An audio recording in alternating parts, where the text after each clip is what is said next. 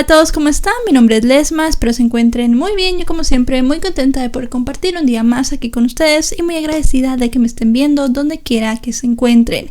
El día de hoy hablaremos del caso de Carly. Acompáñenme a ver todos los detalles.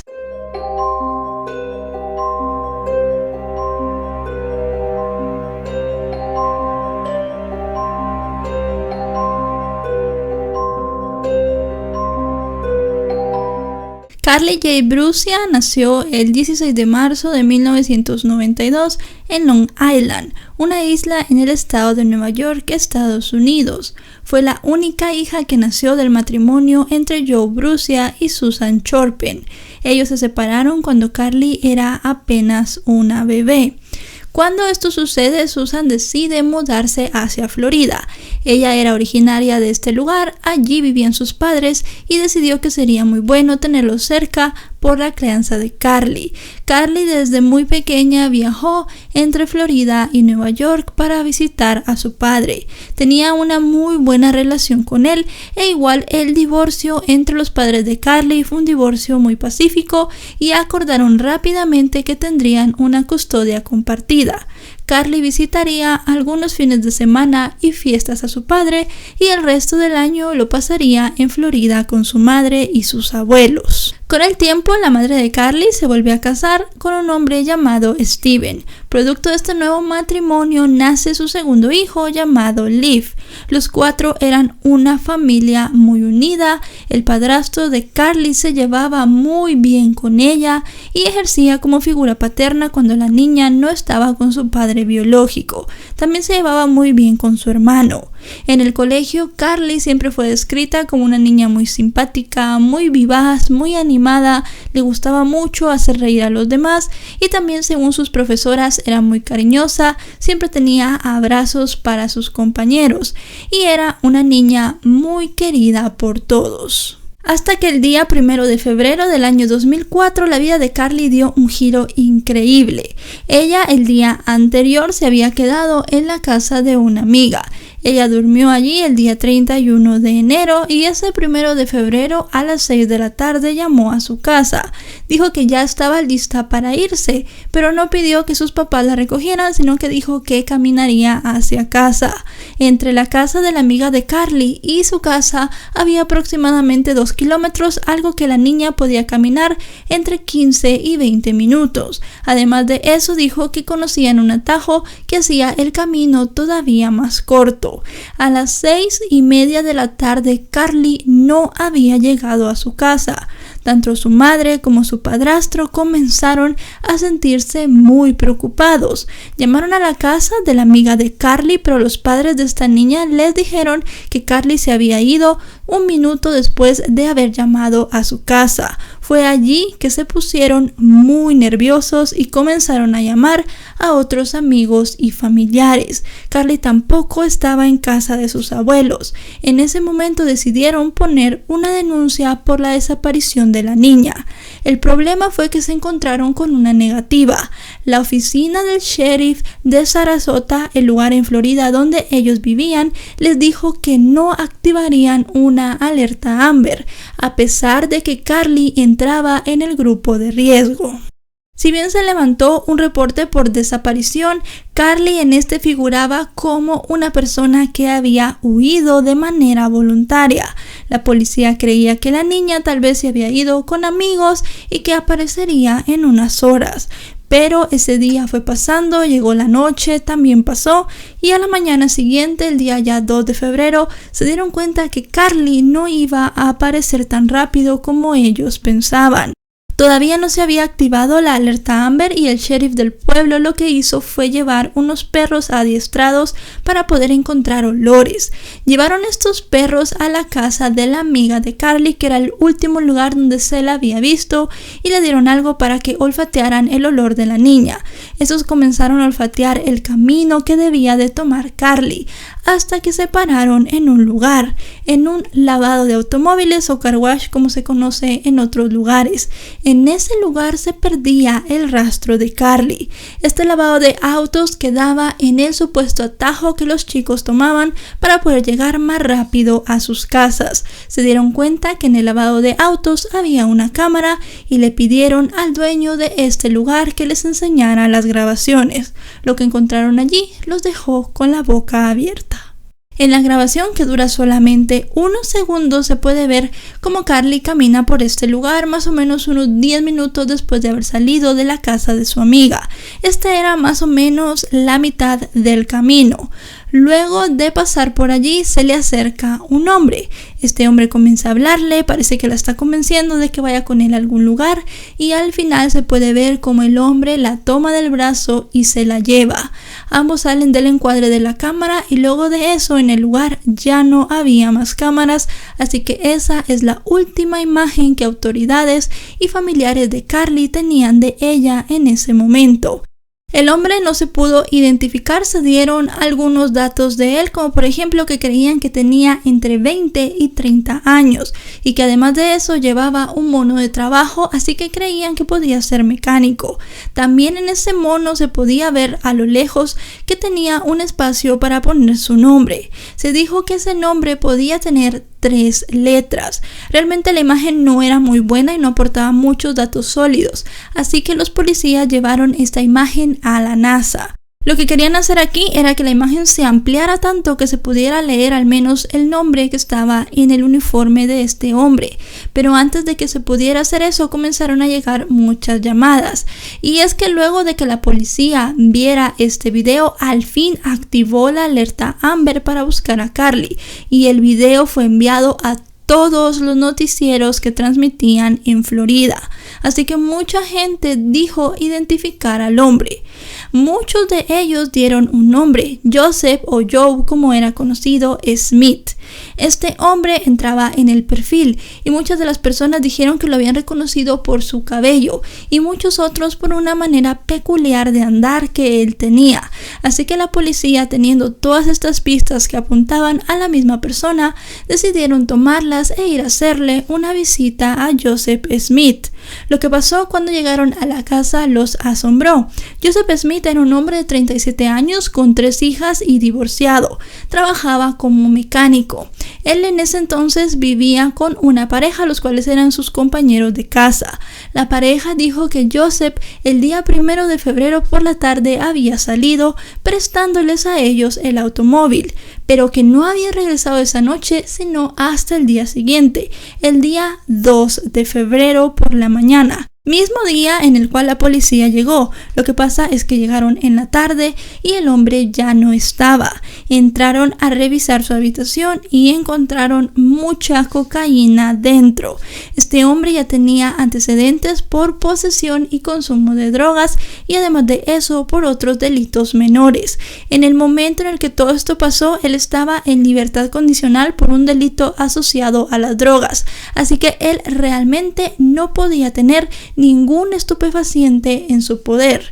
La policía lo buscó y al final lo encontraron en la casa de su madre y allí fue arrestado. Hay que destacar acá que él no fue arrestado por la desaparición de Carly, sino que fue arrestado por haber violado su libertad condicional con el cargo de drogas. En las primeras horas del arresto de Joseph Smith, realmente él no habló nada sobre la desaparición de Carly. Recordemos que él estaba detenido, pero Carly seguía desaparecida y además de eso, él no estaba detenido por esos cargos. Así que realmente no quiso decir nada de si estaba involucrado o no, de si la conocía, de si la había visto. Ese día 3 de febrero se mantuvo en silencio.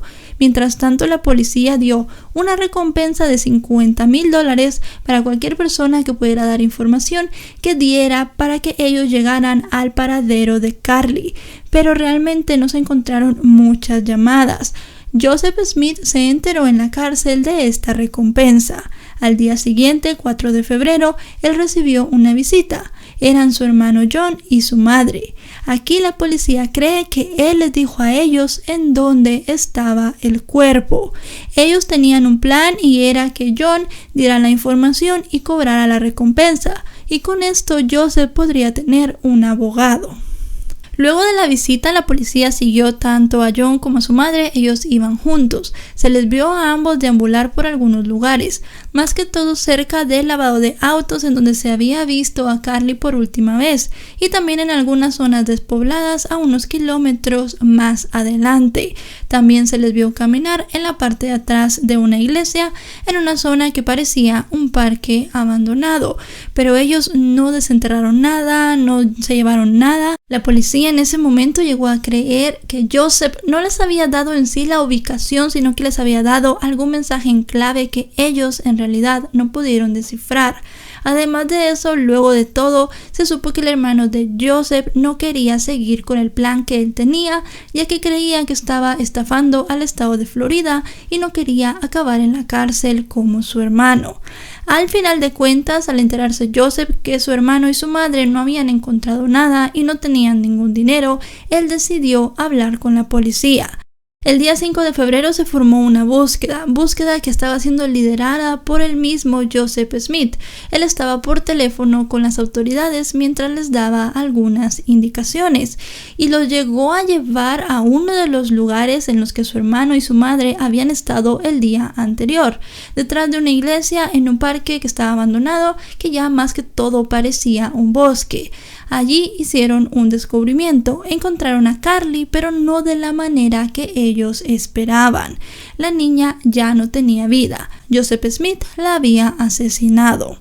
Al realizarle el examen forense al cuerpo de Carly, se pudo determinar que tenía entre 3 y 5 días de haber fallecido. Así que lo que se presume es que este hombre la asesinó el mismo día que la secuestró y solamente unas horas después. Cuando se activó la alerta Amber para buscar a Carly, ella ya había sido asesinada. Esto se cree también por la declaración que hizo el compañero de casa de John. Él dijo que John había regresado al otro día por la mañana, pero que se le veía muy feliz y muy contento. Así que en ese momento la policía cree que él ya había cometido el crimen, ya se había deshecho del cadáver y creía que nadie nunca lo encontraría. No se pudo determinar mucho de lo que le había pasado a Carly. La causa de la muerte sí se tipificó como una estrangulación, pero luego de eso, por el estado de descomposición que tenía su cuerpo, no se pudieron hacer más exámenes. Se le vieron algunos golpes, como en la pantorrilla y en uno de los hombros, pero no se pudo determinar nada más. Tampoco se pudo determinar si la niña había sido violada por este hombre o no, porque como les digo, el estado de su cuerpo no permitía hacerle muchos exámenes. Además de los golpes, se vio que la niña había sido arrastrada porque en la parte derecha del cuerpo ella tenía varios rasguños como si hubiesen sido hechos con ramas o con algún tipo de cosa que había en el suelo, algún material áspero. Se llegó a creer que este hombre sí había abusado sexualmente de ella, porque la niña, cuando fue encontrada, estaba desnuda desde la cintura hacia abajo y además de eso tenía su brasier y su blusa levantadas. En la blusa se llegó a encontrar una mancha de semen. Al compararla con el perfil genético, con el ADN de este hombre, dio un resultado positivo. Así que verdaderamente todas las pruebas inculpaban a este hombre, Joseph Smith, como el autor de la muerte de Carly. Joseph Smith fue acusado por el estado de Florida de asesinato en primer grado y de agresión sexual capital. En Florida, la pena para esto es o la pena de muerte o la cadena perpetua. Así que para Joseph Smith en ese momento había dos escenarios: o moriría en la cárcel de viejo o moriría en la cárcel por la inyección letal. El juicio comenzó y se comenzaron a mostrar muchas cosas. Joseph Smith también se hizo con un abogado que trató de tumbar todas las pruebas de la fiscalía. La prueba que fue más controversial en todo este caso fue la blusa de Carly con la mancha de semen de John. El problema había sido el siguiente: cuando los técnicos de la policía de Florida le quitaron la blusa a Carly para examinarla, ellos no habían visto esta mancha. Fue en cierto momento que el FBI entró en la investigación que un técnico del FBI sí llegó a ver esta mancha, haciendo ya un segundo examen en todas las pertenencias de la niña. pero resulta que ese técnico al momento del juicio ya no trabajaba en el FBI y fue imposible de contactar. La persona que presentó esta blusa y esta mancha como prueba era el nuevo técnico que tenían, pero la defensa de John argumentaba que la prueba tenía que ser descartada, ya que este hombre no había tenido contacto directo con la blusa. Él no había hecho el examen, solo estaba leyendo un reporte. También el abogado llegó a dar una hipótesis del hecho de por qué Carly tenía la blusa levantada y de por qué estaba desvestida de la cintura hacia abajo. La autopsia demostró que la niña había sido arrastrada, así que este abogado llegó a decir que tal vez al arrastrar a la jovencita ella había perdido la parte de abajo de su ropa y además de eso se le había levantado la blusa y el sostén. El problema era que Carly ese día llevaba unos pantalones de jean, algo que realmente no se llega a salir tan fácilmente, y si se le llegara a salir porque la blusa y el brasier estaban en la dirección contraria a donde se tendría que haber movido el pantalón. Se cree que él trató de hacer todo eso para quitar el cargo de agresión sexual capital de los cargos que tenía Joseph Smith, y con esto él se salvaría de la pena de muerte y podría enfrentar solamente la cadena perpetua. El juicio comenzó el día 5 de noviembre de 2005. Fue un juicio muy corto y también una deliberación muy corta. El jurado popular el 15 de noviembre ya tenía su veredicto. Solamente 10 días después de haberse iniciado todo el proceso, se declaró a Joseph Smith culpable de todos los cargos. Su sentencia, la pena de muerte. En el año 2011, Joseph Smith pidió que su condena fuese revocada con el siguiente argumento, el mismo que ya había dado su abogado defensor, que seguía siendo el mismo para ese entonces. El argumento de que la mancha de semen en la blusa de Carly, 1, no había sido vista por los primeros técnicos que analizaron las pruebas, y 2, que el técnico del FBI que lo había encontrado ya no trabajaba con ellos en ese momento. El abogado dijo que los derechos humanos de su cliente se habían violado en ese momento porque esa prueba no se sabía si era real o había sido puesta allí para poder inculpar a Joseph Smith en un cargo muchísimo más grave del que ya tenía, que ya de por sí era muy grave. El estado de Florida se negó a revocar la condena y Joseph Smith continuó en la cárcel. Llegó el año 2018 y ocurrió algo en el estado de Florida, en un caso muy diferente al de Joseph Smith, pero que repercutiría en él de manera increíble. En un caso de un hombre que había matado a una compañera de trabajo en este mismo estado de Florida, este hombre fue encontrado culpable y además de eso condenado a la pena capital, pero su abogado interpuso un recurso en la Cámara de Florida diciendo que el jurado no había votado unánimemente para que su cliente pudiera ser ejecutado, que se necesitaría que realmente todas las personas del jurado estuvieran de acuerdo con eso, como se hacía en otros estados de Estados Unidos. Una corte superior de Florida le dio a esta persona del caso aislado la razón, y la persona que estaba defendiendo este abogado salió del corredor de la muerte. Para esto se utilizó retroactividad de ley. Quiere decir que todas las personas que estaban en el corredor de la muerte sin haber recibido una sentencia por unanimidad serían evaluadas de nuevo. No se quitaría la condena, seguirían siendo culpables, pero se vería si se les dejaba la condena de pena de muerte o se les daba la cadena perpetua. Joseph Smith estaba entre estas personas, ya que cuando fue su juicio, 10 miembros del jurado votaron que sí y 2 votaron en contra de la pena de muerte. En los primeros meses de este año 2020, Joseph Smith fue trasladado a los juzgados de Florida para que el juez le leyera sus derechos, le dijera el veredicto que había tenido y le diera una nueva sentencia. Las cosas fueron paradas por la emergencia sanitaria que se está viviendo, pero ya se podía ver en los argumentos del juez que él le volvería a dar la pena de muerte a Joseph Smith. Y lo que repercutió mucho en que se le volviera a dar, o en el que se crea que se le va a volver a dar, es el hecho de que Carly tenía menos de 12 años cuando este hombre le quitó la vida. Así que realmente se cree que en los próximos meses Joseph Smith volverá al corredor de la muerte y tal vez en 1 o 2 años ya se ejecute. Cuando pasó el crimen de Carly, algunos senadores se acercaron a su familia ya que ellos tenían un proyecto de ley que querían bautizar con el nombre de la niña para darle más repercusión. La familia de Carly aceptó, especialmente su padre, aunque realmente esta ley no tiene nada que ver con el caso de Carly. La ley tiene el nombre de la ley de Carly, pero lo que dice esta ley es que siempre que los padres se divorcien y vivan en diferentes estados, el padre que no tiene la mayor parte de la custodia deberá ser notificado de todos los depredadores sexuales que viven en la zona donde su hijo está viviendo con su expareja. El problema en el caso de Carly es que esto no hubiera funcionado, ya que Joseph Smith no tenía antecedentes de agresiones sexuales, sino que todos sus antecedentes eran por drogas. De igual manera, el padre de Carly dijo que apoyaría la ley porque de cierta manera era un legado que podía dejar con el nombre de su hija.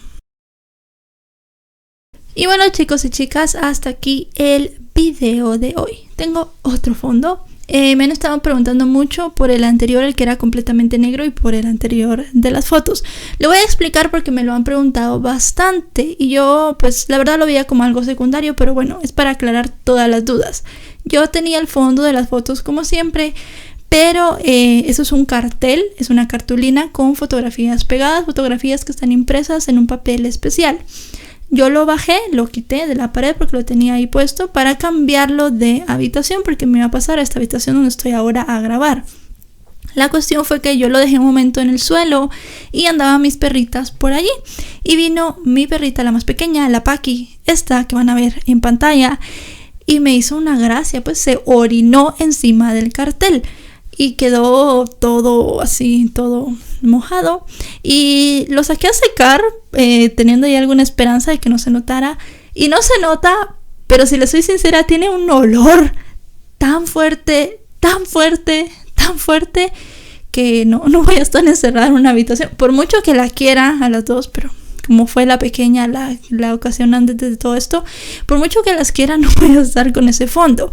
Estamos en estado de alarma aquí donde yo vivo. Para quienes no sepan, yo vivo en España y es una situación que está bastante crítica ahora.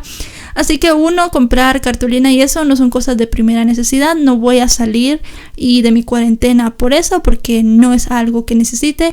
Dos, creo que en los supermercados el área de niños de útiles está abierta, pero de nuevo, no voy a ir ahí porque no es algo de primera necesidad, no es una excusa para salir, ¿bien? Entonces tampoco tengo impresora, no puedo imprimir las fotos, era un papel especial.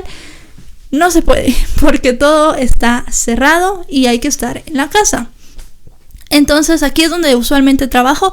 Este fondo ya lo había mostrado en el video del ESMA VM, del otro canal, donde hablo igual de la cuarentena y eso, que era este. Así que decidí grabar en este porque el otro negro pues no causó tanta sensación, digámoslo así. Así que bueno, ahora este va a ser hasta que acabe todo lo que está pasando. Y bueno, este va a quedar. Si no es de su agrado, lo siento mucho, es lo mejor que puedo hacer con lo que tengo dentro de mi casa. Así que, como les digo, no voy a salir a traer cosas y comprar eso.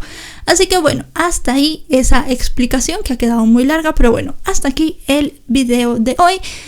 Rápidamente, el caso de Carly creo que es un caso muy triste, como todos, pero aquí hay algo que siento que hay que hablarlo, y es que a ella la tomaron como una chica que había escapado con 11 años, bien, que se había ido con amiguitos, con noviecito, con quien sea, no sé qué le habrán dicho a los padres exactamente, pero la tomaron como alguien que había escapado. La alerta Amber está para los menores y se tiene que activar.